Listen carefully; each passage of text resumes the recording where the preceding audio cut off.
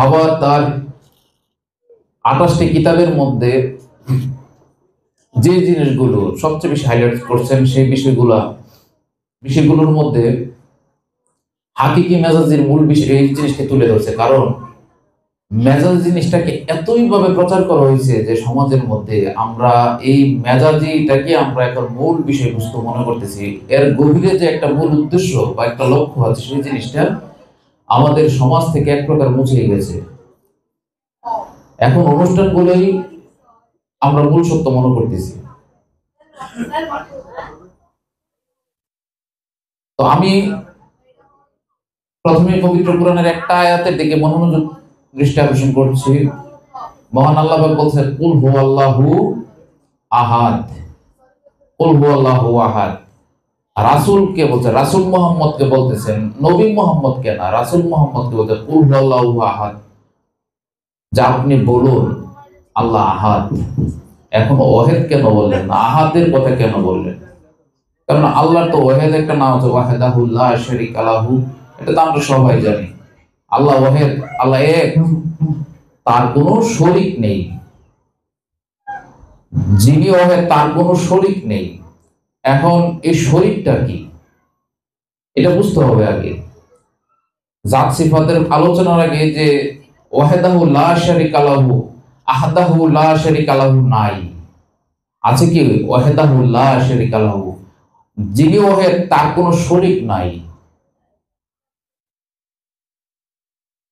এখন এই শরীকটা বলতে আমরা অনেকে ধরে নিয়েছি যে আল্লাহর সমকক্ষ দাঁড় করানো।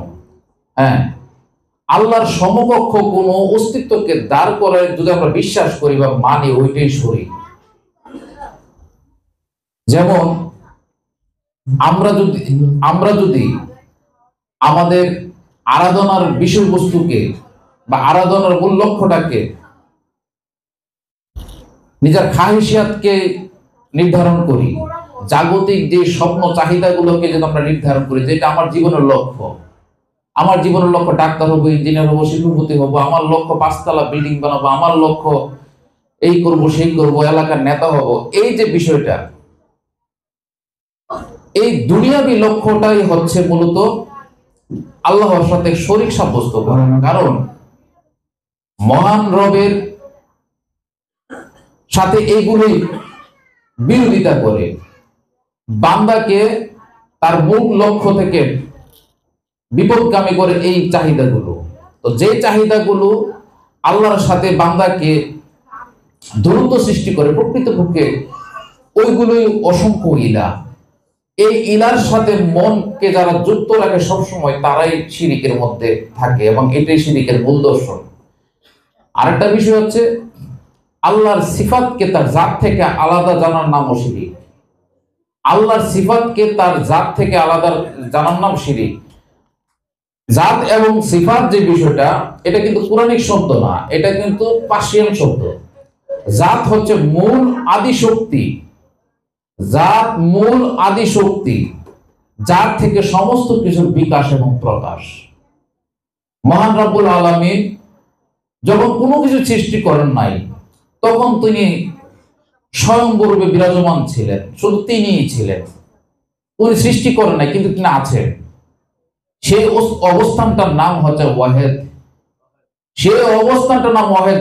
সৃষ্টির আদিতে যখন তিনি কোনোই সৃষ্টি করেন নাই, ওখান থেকে যখন উনি ইচ্ছা নামক সিফাত রূপ ধারণ করলেন, এখন আল্লাহ পাকের যত সিফাতের প্রকাশক, যত নাম, আমরা 99টা নাম বলি না, এই 99টা নামের মধ্যে কিন্তু এই 99টা নাম কখন আসছে? এটার প্রথম সিফাত যেটা, সেটা হচ্ছে আমরুল্লাহ, অর্থাৎ আল্লাহর ইচ্ছা। আল্লাহ যখন ইচ্ছা করলো যে আমি নিজেকে প্রকাশ করব, এই ইচ্ছা শক্তিটার নাম, এটা কিন্তু একটা সিফাত, এটা কিন্তু জাত না। উনি ইচ্ছা করলেন নিজেকে প্রকাশ করবেন। কেন প্রকাশ করবেন? এই জিনিসটা একটু সহজভাবে বুঝেন। আমাদের প্রত্যেক মানুষের মধ্যে একটা বিশেষ এক একটা পারদর্শিতা আছে না? এক একজনে এক এক রকম। দেখবেন যে একটা লোক আর কিছু জানে না, খুব সুন্দর বাঁশি বাজাইতে জানে। একটা লোক আর কিছু জানে, সে খুব সুন্দর কাঠের কাজ জানে, নকশি কাজ জানে।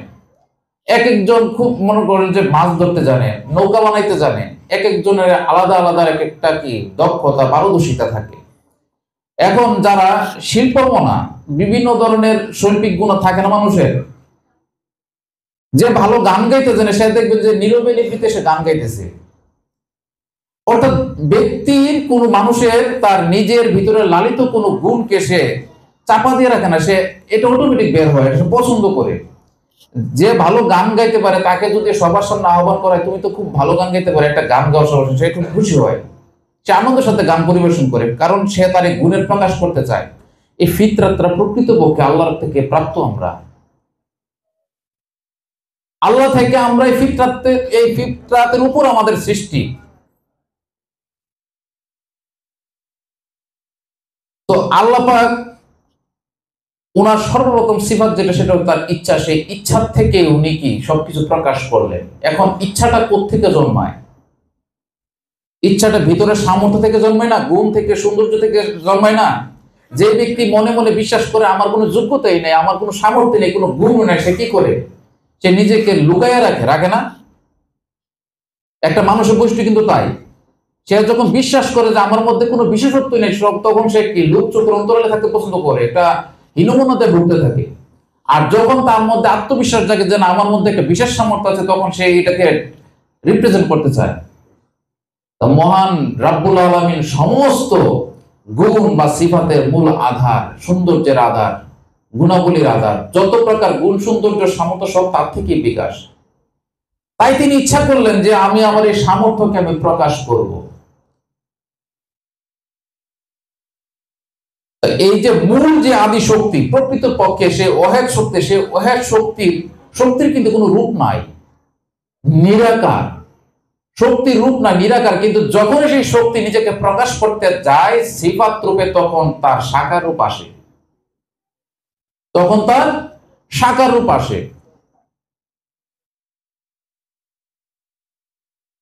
আমরা আল্লাহ পাকের ইবাদত করি, আনুষ্ঠানিক ইবাদত করে, যে এই যে কিবলামুখী, কাবামুখী হইয়া করে, আগে জেরুজালেমের দিকে, তারপর বাইতুল মুকাদ্দাসের দিকে, কাবার দিকে। তো এই আনুষ্ঠানিক করতে হয় কেন? এই আনুষ্ঠানিক বিষয়গুলো কি, যে নিরাকারের ইবাদত করতে গেলে এইগুলো প্রয়োজন হয়। নিরাকার আসলে ইবাদত চলে না, এই জন্যই বারবার সামনে কি একটা মেসেজ রাখতে হয়, একটা সিফাত রাখতে হয়। আমার ভিতরে যে আমাদের যে নফস, এই নফস হচ্ছে আল্লাহ পাকের সবচেয়ে নিকটবর্তী সিফাত, সবচেয়ে জাতের সবচেয়ে নিকটবর্তী সিফাতটা হচ্ছে নফস। এই নফস ব্যতীত আল্লাহ তার জাতকে প্রকাশ করতে, অর্থাৎ করার কোন সিস্টেম রাখেন নাই, করতে পারেন না, এটা না, সিস্টেম রাখেন নাই। যেমন মায়ের গর্ভের মধ্যে মা এবং মায়ের মাধ্যমে কি একটা সন্তান জন্ম দেন, তাই না? নারী পুরুষের মিলনে সন্তান জন্ম, এটা একটা সিস্টেম, বিধান। জাতের কথা যদি বলতে যাই, তাহলে জাত কোথায় থাকে? বাবা জাহাঙ্গীরের একটা বই আছে যে আল্লাহ কোথায় থাকে, এটা আপনার আশা করি সবাই পড়ছেন। আল্লাহ কোথায় থাকে? আল্লাহ প্রকৃতপক্ষে বাবা জাহাঙ্গীর ওনার এই কুরআন তাফসীরের মধ্যে, এবং আল্লাহ কোথায় থাকে যে কিতাবের মধ্যে বলেছেন, আল্লাহ তিনটি জায়গায় থাকে জাত রূপে। আসল আজিম, অর্থাৎ প্রচলিত আমাদের প্রচলিত বা ধারণা যেটা 27 মানের উপরে, এটার সাথে আমরা বিরোধিতা করি না। হ্যাঁ, আল্লাহ 27 মানের উপর আছে, এটার সাথে আমরা দ্বন্দ্বে যাই না, কারণ 27 মানের উপরে বিশ্বাস করলে আমার কোনো ক্ষতি নাই। আচ্ছা, আরেকটা আছে জিনের মধ্যে। তো জিনে যেহেতু আমাদের কোনো কাজ কারবার নাই, এই জন্য জিন নিয়ে আলোচনা করতে আমরা যাই না। আরেকটা আছে মানুষের মধ্যে। তো মানুষের মধ্যে আছে, যেহেতু মানুষ নিয়ে আমাদের কাজ কারবার, আমি নিজেও একজন মানুষ, অতএব মানুষের মধ্যে যে আল্লাহ আছে জাত রূপে, সেটা নিয়ে আমরা কথা বলতে চাই। তো মানুষের মধ্যে আল্লাহ জাত রূপে আছে, এটা কিন্তু বিশ্বাস করতে চায় না একমাত্র আধ্যাত্মবাদের যারা, মাওলা আলীর অনুসারী ছাড়া আর কোন ফেরকা লোক, কোন যত মুসলমানই দাবি করুক, আর কেউই এটা বিশ্বাস করতে চায় না যে মানুষের মধ্যে আল্লাহ, যত কুরআন বলতে চায় নাহনু আকরাবু ইলাইহি মিন হাবলিল ওয়ারিদ, যে আমরা আছি তোমাদের শাহরগের চাইতে আরো বেশি নিকটে। এখন শাহরগের চাইতে আরো বেশি নিকটে আছে। তো দেলোয়ার হোসেন সাইদি সাহেবের একটা ওয়াজ শুনছিলাম আমি, তো উনি বলতেছেন যে আল্লাহকে এতটাই ছোট যে একটা সামান্য একটা মানুষের শাহরগের মধ্যে উনি অবস্থান করবেন? আল্লাহ তো এত বিশাল, এত বিশাল, এত বিশাল, আল্লাহ কিভাবে মানুষের শাহরগের মধ্যে অবস্থান করতে পারে? আল্লাহকে হারা কি বলবো, যে একটা বস্তুগত বিষয় এরা ভাবতেছেন। হ্যাঁ, এত বড় একজন পণ্ডিত আলেম তারা বলে, উনি কিভাবে এই কথাটা বলতে পারেন যে আল্লাহ এত বিশাল, সমগ্র সৃষ্টির চাইতে আরো বেশি উনি বড়? উনি কিভাবে একটা মানুষ, সামান্য মানুষের, হ্যাঁ, তো আল্লাহর বড় তো এরা বুঝতেছে, আল্লাহু আকবার, আল্লাহ মহান, আল্লাহ বড়। হ্যাঁ, এত বড় যেটা বস্তুগত বড় বুঝতেছে এরা। এই ধরনের চিন্তা ভাবনা কোরআনে কি কুফরি আকীদা, নাউযুবিল্লাহ মিন যালিক। অথচ আল্লাহ যে সর্বশক্তিমান, এই কথাটাই তারা মানতে চায় না বা বুঝতে চায় না। যিনি বিশাল, যিনি মহান, যিনি বড়, তিনি কতটুকু শক্তির অধিকারী, তিনি আবার আমার মধ্যে অবস্থান করে, এটা একটা সামর্থ্যের ব্যাপার না? আল্লাহর এই সামর্থ্যের ক্ষমতাটাকে অস্বীকার করে আমাদের মৌলবী ভাইরা। এখন প্রশ্ন হতে পারে যে আল্লাহ তাহলে আমাদের জাত রূপে যে আছে, কিভাবে আছে? উনি আছেন আমাদের মধ্যে কি রূহ রূপে আছেন। উনি আছেন আমাদের রূপে কি রূহ রূপে আছেন। এখন কি সব মানুষের মধ্যে রূহ আছে? আছে, কিন্তু সবারটা কি জাগ্রত নয়, সবারটা জাগ্রত নয়। সবার মধ্যে সুপ্ত বীজ রূপে রূহটা কি? রূহটা হচ্ছে আল্লাহ পাক যে রূপে অবস্থান করে মানুষের মধ্যে, তার একটা কি নাম বা একটা সংক্ষিপ্ত পরিচিতি, বা একটা ধরেন না, মনে করেন একটা বটের একটা বীজের মধ্যে বট গাছটা যেরকম সুপ্ত থাকে, সেরকম একটা ব্যাপার। রূহ হচ্ছে সেরকম একটা ব্যাপার, যার মধ্যে আল্লাহ অস্তিত্ববান বা অবস্থান করেন, এবং যখন এই রূহ বিকশিত হয় তখন রব রূপে বিকশিত হন। এই রূহ সবার মধ্যে থাকলেও সবার মধ্যে বিকশিত নয়। রূহ যখন বিকশিত হয় তখন ওই অবস্থান, ওই নফসটাকে, ওই ব্যক্তিটাকে বলা হয় আদম। যে বিষয়টা বাদুম ভাই কিছুক্ষণ আগে বক্তব্যের মধ্যে রাখলেন। আপনারা একটা জিনিস খেয়াল করবেন, রূহ সৃজনী শক্তির অধিকারী, জন্ম মৃত্যুর ঊর্ধ্বে। রূহই স্বয়ং পরম আরাধ্য। একমাত্র পরম আরাধ্যই কি সাজদা চলে, পূজা চলে, নফসের চলে না। নফসের কখনো আরাধনা চলে না, নফসের কোনোদিন পূজা চলে না, একমাত্র রূহুর চলে। কারণ আল্লাহ ব্যতীত আর কেউ সেজদা পাওয়ার অধিকার রাখে না। আল্লাহ ব্যতীত আর কেউ সেজদা পাওয়ার অধিকার রাখে না। আমরা যখন আমাদের ওলিয়া মুর্শিদকে যখন আমরা তাজিম করি, তখন আমরা তাকে সাধারণ জ্ঞান করে না, বরং তার মধ্যে স্বয়ং রব বিকাশমান, প্রকাশমান, উদ্ভাসিত জেনে, কেবলা মেনে, তখন আমরা তাকে কি সেজদা করি। একটা জিনিস আপনারা খুব ভালো করে বুঝবেন, আদম আলাইহিস সালামের উনাকে কিন্তু, এই যে আদম, উনাকে কিন্তু সৃষ্টি করছে এরকম কোন কথা কোরআনে, হাদিসে কুদসিতে আছে, কোরআনে না। কোরআনে বলছে জাইলুন, অর্থাৎ নির্বাচন করা। এই আদমকে নির্বাচন করেছে। তাই প্রচলিত যে আমাদের মৌলবী ভাইরা বলে যে আদমকে মাটি দ্বারা নির্মাণ করছে, মাটি দ্বারা কি সৃষ্টি করছে।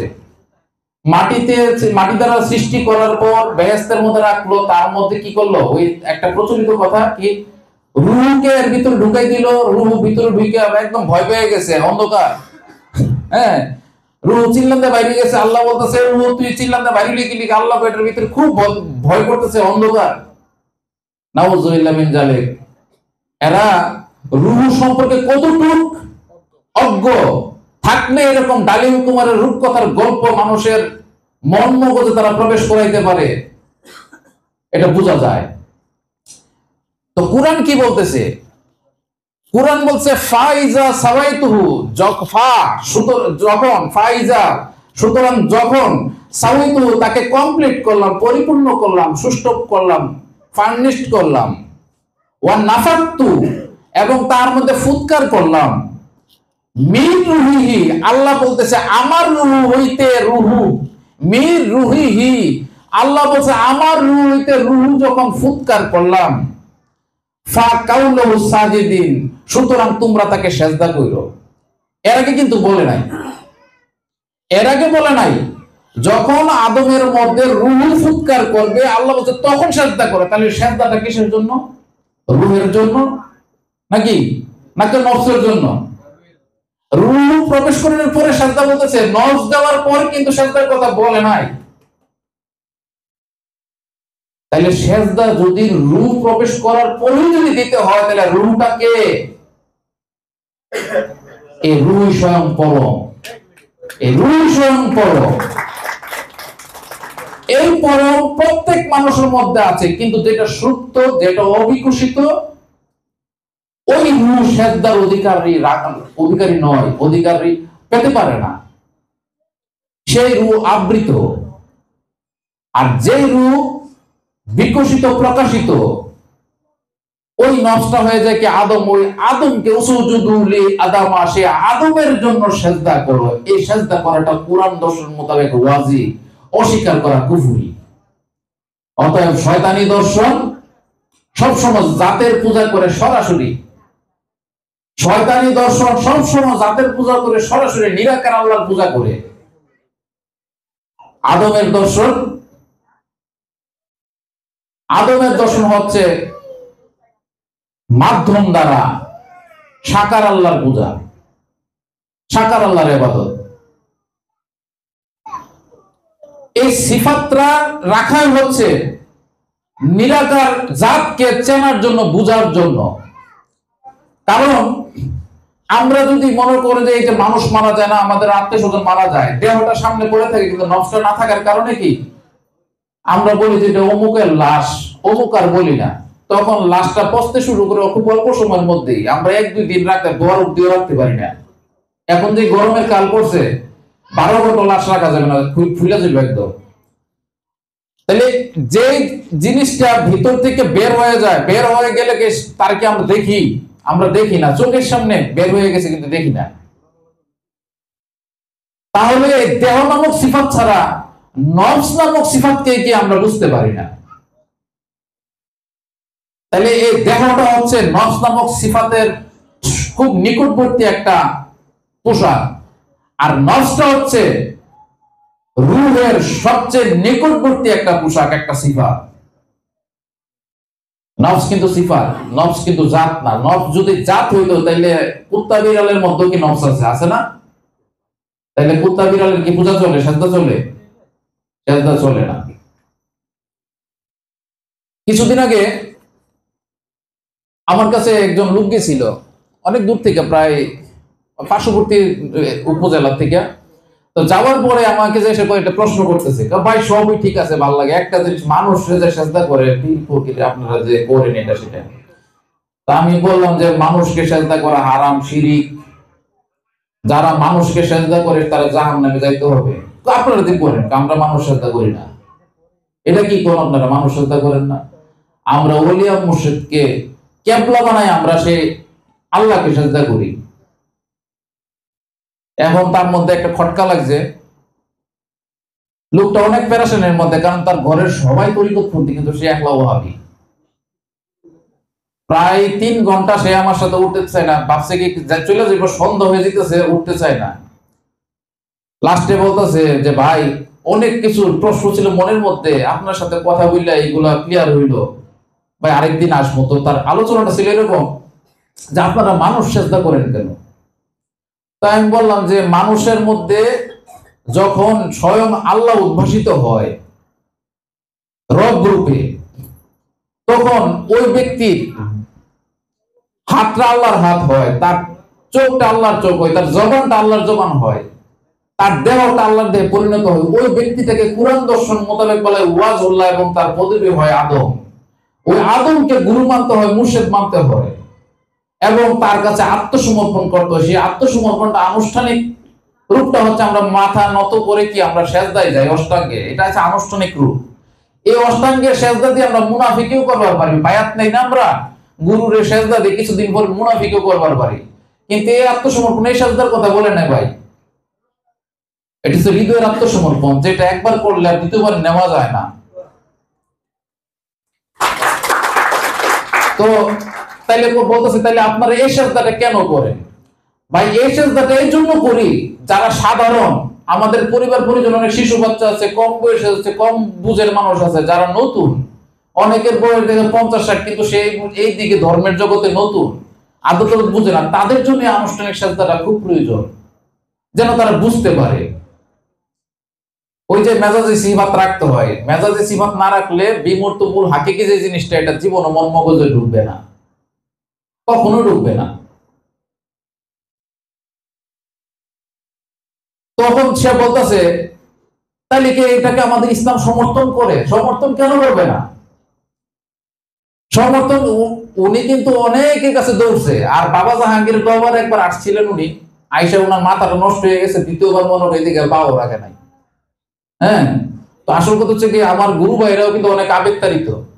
আমার গুরু ভাইয়েরা যারা ইচ্ছা তারা টাইনা দরবারে নিয়ে আসে। আরে ভাই, জিনিসটা এরকম না, তাকে আপনি সময় দিবেন, তাকে কয়েক মাস নার্সিং করেন আপনি নিজে, আস্তে আস্তে সঙ্গ দিয়ে বুঝাইতে বুঝে যখন দেখবেন যে সে রিসিভ করতে পারবে, তারপর তার দরবারে নেন। নাই তো কি হবে জানেন, এই যে টাইম না আনছেন, এরপরে সে আপনার জন্য কালো হয়ে দাঁড়াইবে, আপনি সমাজে চলতে পারবেন না তার জন্য।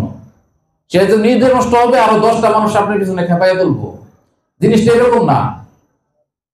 বাবার বই দেন, আলোচনা করেন, তার সময় দেন, তার সাথে ওই রকম স্বভাব নিয়াত মিশেন, যাতে সে আপনার প্রতি বিশ্বস্ত হয়, তারপর তাকে দরবারে আনেন। তো ও বলতেছে কি ইসলাম কিন্তু সমর্থন করে, কেন করবে না? তখন তারে করলাম কি কোরআনের আয়াত থেকে, ওই যে সূরা ইউসুফের 4 নম্বর এবং 110 নম্বর আয়াতটা দেখাইলাম, 100 নম্বর আয়াতটা দেখানোর পরে উনি কইতেছে কি ভাই, এটা এমুক তাফসীরতে হবে, মোবাইলটা টিপা বাইর করতেছে, মোবাইলের মধ্যে অ্যাপস আছে না কোরআনের, টিপা টিপা বাইর করতেছে, এমুকে তো এটা কইছে। আমি কই ঠিক আছে, আপনি আরো কয়েকটা তাফসীর লন। সে কয়েকটা দেখতেছে, দেখার পর আমি কই যাবেন এবার মিলান আপনি, দেখা যায় এক একজন তাফসীরকার অনুবাদ করেন এক এক রকম লেখছে।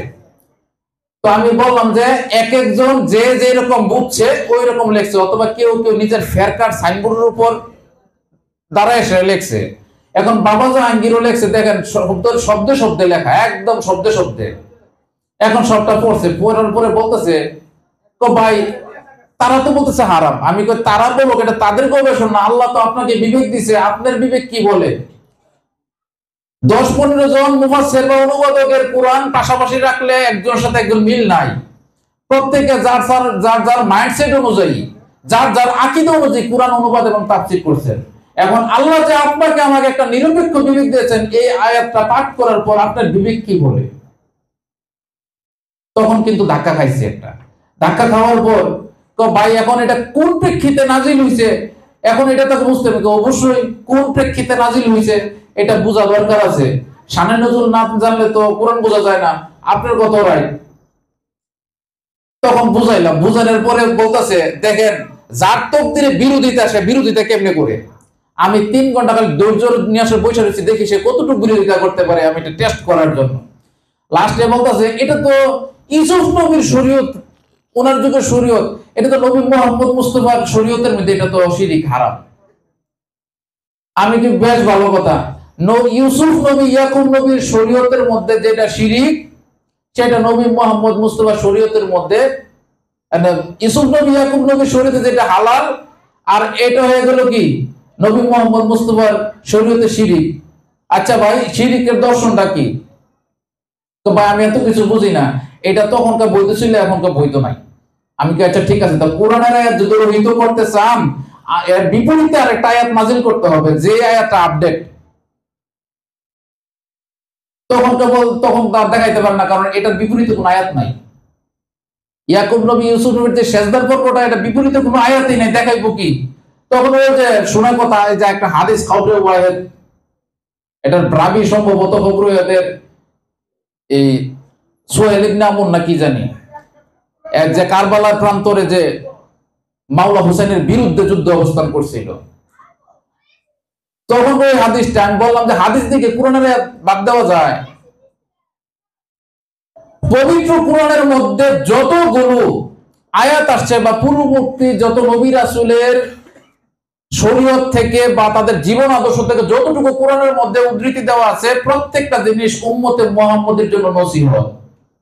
এই জিনিসটা আমাদেরকে বুঝতে হবে। আমরা যারা বাবা জাহাঙ্গীরের কোরআন তাফসীর নিয়ে কথা বলি, অনেকে বলবে যে পূর্বের নবী শরীয়ত, যত কিছু আছে পূর্বের নবীরা যা করছে, কোরআনে আমরা যা পাইছি, এই প্রত্যেকটা কথা বা ঘটনা কিন্তু উম্মতে মুহাম্মদের জন্য নসিহত, কাজে এগুলোকে অস্বীকার করার কোনো রাস্তা নাই। দ্বিতীয়ত বিষয় হলো, যদি নবী ইউসুফ এবং ইয়াকুবের সেজদার পর্বটা যদি শিরিক হয়ে থাকে, বর্তমানে আহলে হাদিসের তারা কিন্তু নতুন কোরআন সংকলন করছে, আপনারা জানেন। আহলে হাদিস তারা বলছে সূরা আল বুরুজ পুরাটা সূরাই নাকি জাল, পুরাটা সূরাই জাল, এই জন্য সূরা বুরুজ বাদ তাদের কোরআন থেকে। তারপর তাদের ওই যে সূরা এই কাহাফ, ওইখানে কিছু সূরা আর পিছনের আয়াত বাদ দেওয়া আছে, এই যে খিজির আর মুসার যে ঘটনাগুলা। তারপর আপনার দেওয়া বাদ দিছে আপনার ইয়ের থেকে, এই যে এই সূরা ইউসুফের যে সেজদার আয়াত, এইগুলো বাদ। এইগুলা উম্মাহকে শিরিক মুক্ত রাখার জন্য, বিদআত মুক্ত রাখার জন্য তারা এতটাই আন্তরিক হয়েছে যে কোরআনের মধ্যে ছুরি চালাই দিয়েছে তারা। এখন নবী মুহাম্মদ মুস্তাফা আর বুঝতে পারলো না, ওহাবি সালাফিরা বুঝতে পারলো, নবী মুহাম্মদ মুস্তাফা বুঝলো না যে সূরা ইউসুফের এই যে আয়াত 100 নম্বর এই আয়াতটা যদি রাখি, তাহলে ভবিষ্যতে আমার উম্মত পীর মুর্শিদের সেজদা দেওয়া শুরু করবে এই আয়াতের ভিত্তিতে। নবী মুহাম্মদ মুস্তাফা এই কথাটা বুঝতে পারলো না, এটা বুঝছে ওহাবি সালাফিরা। তাই তারা এই আয়াতটাকে কেচি দিয়ে কেটে বাদ দিয়ে বা মানুষের সামনে এটাকে ঢেকে ধামাচাপা দিয়ে তারা ওয়াজ নসিহত করে। যদি প্রশ্ন করে যে নবী ইয়াকুব এবং ইউসুফের জন্য যা হালাল বৈধ, যেটা শিরিক হয় না, সেটা কিভাবে উম্মতি মুহাম্মদের জন্য শিরিক হয়? যেটা আদমের যুগে শিরিক, সেটা কিয়ামত পর্যন্ত শিরিক। যেটা আদমের যুগে বিষ, সেটা কিয়ামত পর্যন্ত বিশি থেকে অমৃত আর হবে না। শরীয়তের প্রয়োগ পদ্ধতি স্থান কাল পাত্রভেদে পরিবর্তন হতে পারে, বাদ দিতে পারে, সংযুক্ত হতে পারে। এখন রাসূল আরবি মুহাম্মদ মুস্তাফা একটা জিনিস বুঝছেন, রাসূল আরবি মুহাম্মদ মুস্তাফা, রাসূল আরবি, আমি নবীউল আরবি বলতেছি না, অর্থাৎ আরবের নবী বলতেছি না, নবী কিন্তু বিশ্বজাহানের নবী মুহাম্মদ মুস্তাফা, সমস্ত বিশ্বজাহানের। কিন্তু রাসূল মুহাম্মদ শুধু আরবের ওই 1400 বছর আগে একটা নির্দিষ্ট কওমের জন্য। এই রাসূল আরবির শরীয়তে শরাব কি মদ হারাম। আচ্ছা, এখন সাইবিরিয়ার মধ্যে যে রাসূল আছে, সাইবিরিয়ার রাসূলের শরীয়তে যদি সে মদকে হারাম করা হয়, সাইবিরিয়ার মানুষ থাকবে, বাঁচবে ভাই? ঠান্ডায় জয়মা যাইব না? ঠান্ডায় জয়মা যাবে, কারণ ওইখানের মানুষ হিমাঙ্কের নিচে বাস করে, ওইখানে তারা হুইস্কি ওয়াইন না খাইলে তারা বাঁচতে পারবে না। কাজেই শরীয়তের মাসলা মাসালা জায়েজ নাজায়েজের ফতোয়া স্থান কাল পাত্রভেদে কি ভিন্ন হয়, কিন্তু মূল দর্শন শিরকের দর্শন কখনোই কি পাল্টায় না। মূল দর্শন কোনোদিনও পাল্টায় না। প্রকৃতপক্ষে আমাদের মৌলভী ভাইয়েরা শিরিক কাকে বলে এটি বুঝতে পারে নাই। বাবা জাহাঙ্গীরের কোরআন দর্শন পাঠ করুন, আপনারা হারে হারে টের পাবেন যে শিরিক কাকে বলে। আল্লাহর জাত থেকে তার সিফাতকে আলাদা মানার নামই শিরিক, আল্লাহর জাত থেকে তার সিফাতকে আলাদা জানার নামই শিরিক। এই জন্যই বলতেছে যে তোমরা বলো কুল হুয়াল্লাহু আহাদ। নবী মুহাম্মদ মুস্তাফাকে বলতেছেন, রাসূল মুহাম্মদ মুস্তাফাকে বলতেছেন, উম্মতকে শিক্ষা দেন আপনি আল্লাহ আহাদ। আল্লাহর আহাদ পরিচয়কে, আহাদ কেন? জাত এবং সিফাতের কম্বিনেশনকে বলা হয় আহাদ। জাত সিফাতের কম্বিনেশন মিলকে বলা হয় আহাদ। জাত থেকে সিফাতকে আলাদা জানার নাম শিরিক। আপনি যখন জাত থেকে সিফাতকে যখন আলাদা জানবেন, তখন আপনি আরেকজন মানুষের মাথায় বাড়ি দিবার পারবেন, আরেকজনের হক মেরা দিবার পারবেন, আরেকজনের ঘরের বউ নিয়ে পালাই দিবার পারবেন, আপনি যা ইচ্ছা তাই করতে পারবেন। আর যদি দেখেন যে আল্লাহর জাত থেকে আল্লাহর সিফাত কখনো আলাদা নয়, তখন প্রত্যেকটা সৃষ্টির প্রতি আপনি সম্মান প্রদর্শন করবেন, আপনি বিনয়ী হবেন। আজকে মুসলিম উম্মাহ আমরা শুধু মুখে মুখে দাবি করি উম্মতে মুহাম্মদী আমরা সেরা। কিসের সেরা? কিসের সেরা? আমরা কোন দিক দিয়ে সেরা?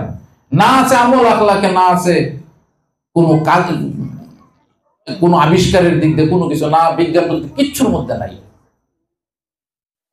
কিচ্ছুর মধ্যে নাই।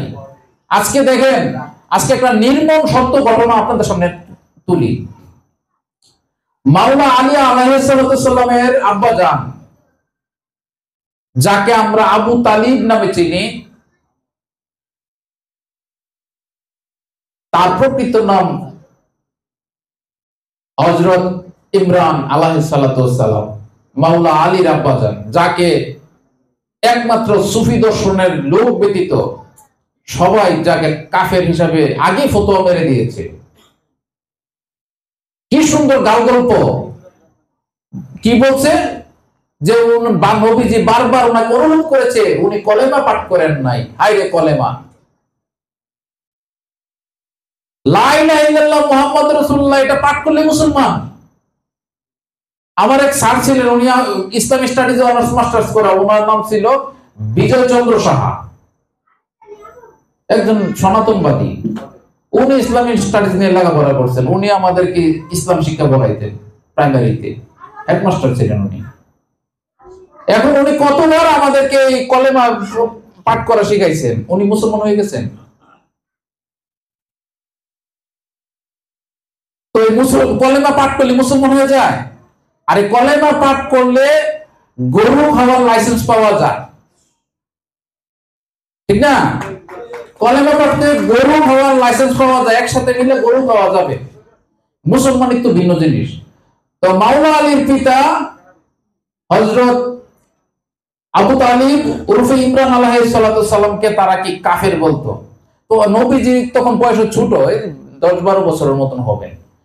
তো মাওলা আলীর পিতা আবু তালিব আলাইহিস সালাম নবী মুহাম্মদ মুস্তাফাকে এতটাই ভালোবাসতেন, নবীজি কিন্তু ওনার চাচার বুকের মধ্যে ঘুমাইতেন। তো একদিন উনি তো মক্কার সর্দার, জনগণরা এসে বলতেছে যে লিডার, আমরা তো মক্কায় দুর্ভিক্ষের কারণে একদম অবস্থা খারাপ, আমরা তার বাঁচতে পারতেছি না। আর দুর্ভিক্ষ খরার কারণে বৃষ্টিপাত হইতেছে না, আমাদের জন্য কিছু একটা করেন। এখন উনি কি করবেন? উনি নবী মুহাম্মদ মুস্তাফাকে সাথে নিলেন, হাতে ধরে নিয়ে গেলেন, নিয়ে কাবার দেয়ালের মধ্যে হেলান দিয়ে বাতিজাকে ছায়ার মধ্যে বসাইলেন। নবী মুহাম্মদ মুস্তাফাকে ছায়ার মধ্যে বসাইয়া উনারকে এক হাতের আঙ্গুল দ্বারা স্পর্শ করলেন। পরে আল্লাহর কাছে ফরিয়াদ করতেছেন যে তার উসিলায়, নবী মুহাম্মদ মুস্তাফার দিকে ইঙ্গিত করে বলছেন, তার উসিলায় তুমি বৃষ্টি বর্ষণ করো। নবী মুহাম্মদ মুস্তাফার শরীরে ধরা থাকা অবস্থায় আকাশের মধ্যে কালো হয়ে কি মেঘ জন্ম এবং বৃষ্টি হয়ে চারপাশ মনে করতে একদম পানিতে টইটুম্বুর এমন অবস্থা। এখন হযরত আবু তালিব নবী মুহাম্মদ মুস্তাফার উসিলা দিয়ে যখন আল্লাহর কাছে ফরিয়াদ করলেন, ওই দিন বৃষ্টি হয়ে গেল। এই ঘটনাটা কিন্তু অনেক ইসলামের ইতিহাসের বইয়ের মধ্যে কিন্তু আছে। এটা আমাদের মৌলভী ভাইদের কাছ থেকে আমার জানা, পরে আমি খোঁজ নিয়ে দেখলাম যে ঘটনাটা এরকমই। এখন প্রশ্ন, বিগত কিছুদিন যাবত যারা বলে নবী মুহাম্মদ মুস্তাফার মা বাবা কাফের, যারা বলে মাওলা আলীর পিতা হযরত আবু তালিব আলাইহিস সালাম উনি কাফের, তারা দুশ্মনী বশত এই কথাগুলো বলে, তারা মাঠে ময়দানে বাংলাদেশের আনাচে কানাচে দেখবেন যে এই যে বৃষ্টির জন্য ইদানিং খুব নামাজ পড়তেছে, উল্টা হাতে দোয়া করতেছে। তারা দোয়ার কারণে বৃষ্টি হবে দূরের কথা, পরিবেশ আরো দিনের পর দিন গরম হইতেছে। আপনারা খেয়াল করছেন? তাপমাত্রা বাড়তেছে তাদের এসব দোয়ার কারণে।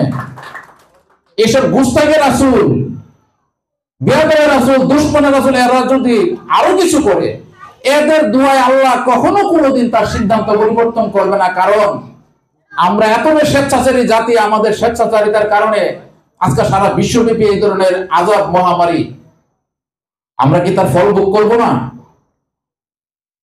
আমরা অবশ্যই তার ফল ভোগ করবো। কারণ আমাদের পাপের জন্য এই জিনিসগুলো, আমাদের স্বেচ্ছাচারিতার জন্য এই জিনিসগুলো। নবী মুহাম্মদ মুস্তাফা বলছেন যে তোমরা যদি জানতে পারো যে আগামীকাল কিয়ামত হবে, তবু তোমরা আজকে একটা গাছ লাগাও। কোন মৌলবী কোন গাছ লাগাইতে দেখছে? না কোন কর্মসূচি ধরনের যে গাছ লাগাই তারা। নবী মুহাম্মদ বললেন কি, যদি জানতে পারো আগামীকাল কিয়ামত হবে, তবু তোমরা আজকে একটা গাছ লাগাও। তাইলে এই বৃক্ষরোপণটাকে কতটুকু গুরুত্ব দিয়ে গেছেন। কিন্তু তারা এই সুন্নত কেন পালন করবে? এই সুন্নতে তাদের সুবিধা কম, নগদ সুবিধা কম, এই জন্য তারা এই সুন্নতের কথা বলবে না। তারা বলবে 4টা বিয়ের কথা, তারা বলবে লেবাসের কথা, ঠিক আছে, মিষ্টি খেয়ে সুন্নতের কথা বলবে। তো এইসব সুন্নতের কথা যেখানে বেনিফিট আছে, কিন্তু যেখানে নাকি ত্যাগ আছে, ওই সুন্নতের কথা কখনো কোনোদিন তারা বলবে না, কোনোদিনও না। এলাকার মধ্যে খোঁজ নিয়ে দেখেন কোন মৌলভী সাহেবের বাড়িতে কোন মানুষ দাওয়াত খাইতে পারছে কিনা, বা তারা কোথাও কোনো দান করতে দেখছেন কিনা। তারা দান করে তো করে না, তারা কোথাও কোন মানুষকে কোনো দাওয়াত। অথচ নবী করিম সাল্লাল্লাহু আলাইহি সাল্লাম কি করতেন, ভাত খাওয়ার যখন সময় হইতেন তখন তিনি ঘরের বাইরে হইতেন, বাড়ির বাইরে যে রাস্তায় দাঁড়ায় ডাইনে বামে দেখতেন কোন মুসাফির আছে কিনা। যেদিন মুসাফির হয়ে যেত তখন নবীজি খুব খুশি হইতো, হাতে করে টাইনা নিয়ে আসতেন, বাড়িতে আইনা নিজের সাথে বসে খাওয়াইতেন। জিজ্ঞাসা করতেন না আপনি হিন্দু না মুসলমান না খ্রিস্টান না বৌদ্ধ, জিজ্ঞাসা করতেন না। আপনি মুসাফির, আপনি ক্ষুধার্ত, আপনি ক্লান্ত, আপনি একটু সেবা নেন, বিশ্রাম করেন, তারপর আপনি পথ চললেন। নবী মুহাম্মদ মুস্তাফা এই সুন্নত কারা পালন করে? তো যাই হোক, আমি আমার বক্তব্য সংক্ষিপ্ত করব। আমরা যতক্ষণ পর্যন্ত সিফাতের প্রতি গুরুত্ব আরোপ না করব, বিনয়ী না হব, ইজ্জত না রাখবো, ততক্ষণ পর্যন্ত জাতের হক আদায় হবে না। জাতের হক আদায় হবে না, কারণ জাতকে সরাসরি কখনো রাজি খুশি করা যায় না। আমি আমার বক্তব্য আর দীর্ঘায়িত করবো না, কারণ অনেকটা সময় আমি নষ্ট করছি।